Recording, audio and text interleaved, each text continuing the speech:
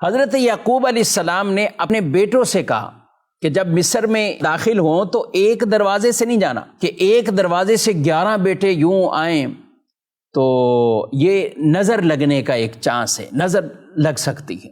نظر سے بچنے کی تدابیر کرنا یہ ضروری ہے، کرنی چاہیے۔ نظر حق ہے، نظر حق ہے۔ رسول اللہ صلی اللہ علیہ وسلم فرماتے ہیں بری نظر آدمی کو قبر تک پہنچا دیتی ہے۔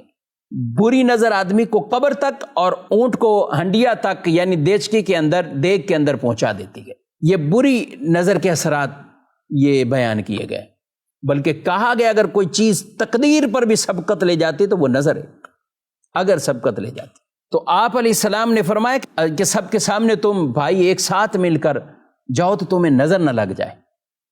ہمیں تو آج کل بہت کچھ سیکھنے کو، ہم خود ہی روتے ہیں نظر لگ جاتی، ہر چیز ہم خود سوشل میڈیا پر طرح طرح کے معاملات، اپنی گاڑیاں، مکانات اور پتہ نہیں کیا کیا چیزیں ہم لوگوں کو بلا وجہ ظاہر کرتے ہیں۔ کھانا کھانا ہے تو بھی ظاہر کرنا ہے، وہ بھی دکھاتے ہیں۔ کسی اچھے ریسٹورنٹ پہ گئے تو وہ بھی دکھانا ہے، فلاں جگہ گئے تو وہ بھی اسٹیٹس لگائیں گے، سوشل میڈیا پر اسے وائرل کریں گے، اور پھر کہتے ہیں نظر لگ گئی۔ تو اپنے آپ کو نظر سے بچانے کے خود بھی ہمیں کچھ تدابیر کرنی چاہیے۔ رسول اللہ صلی اللہ علیہ وآلہ وسلم آپ کچھ کلمات حضرت امام حسن، امام حسین رضی اللہ تعالیٰ عنہما ان پر کچھ پڑھ کر آپ پھونک مارتے تھے، یعنی دم کرتے تھے، اور فرماتے یہ وہ کلمات ہیں جو ابراہیم علیہ السلام، حضرت اسحاق علیہ السلام اور اسماعیل پر دم کیا کرتے تھے۔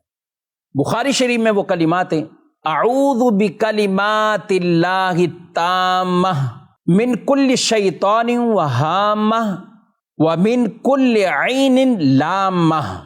یہ رسول اللہ صلی اللہ علیہ وسلم کلمات پڑھ کر انہیں دم کیا کرتے تھے۔ اور ایک روایت میں تو رسول اللہ صلی اللہ علیہ وسلم نے یہ بھی فرمایا کہ میں کیا تمہیں وہ چیزیں نہ بتاؤں کہ جو نظر بد سے اور شریر جنات سے وہ اللہ کی پناہ میں آنے میں بڑے افضل ترین کلمات ہیں۔ عرض کی کیوں نہیں یا رسول اللہ صلی اللہ علیہ وسلم؟ تو فرمایا قل اعوذ برب الفلق، یہ سورہ مبارکہ، اور قل اعوذ برب الناس، یہ بھی پڑھنا چاہیے۔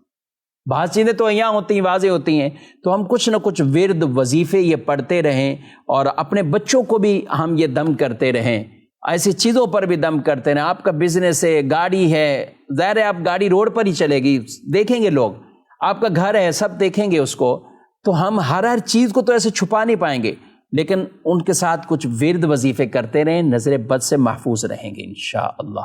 سورہ قلم کی آیت مبارکہ وَإِن يَكَادُ الَّذِينَ كَفَرُوا لَيُزْلِقُونَكَ بِأَبْصَارِهِمْ لَمَّا سَمِعُوا الذِّكْرَ وَيَقُولُونَ إِنَّهُ لَمَجْنُونَ۔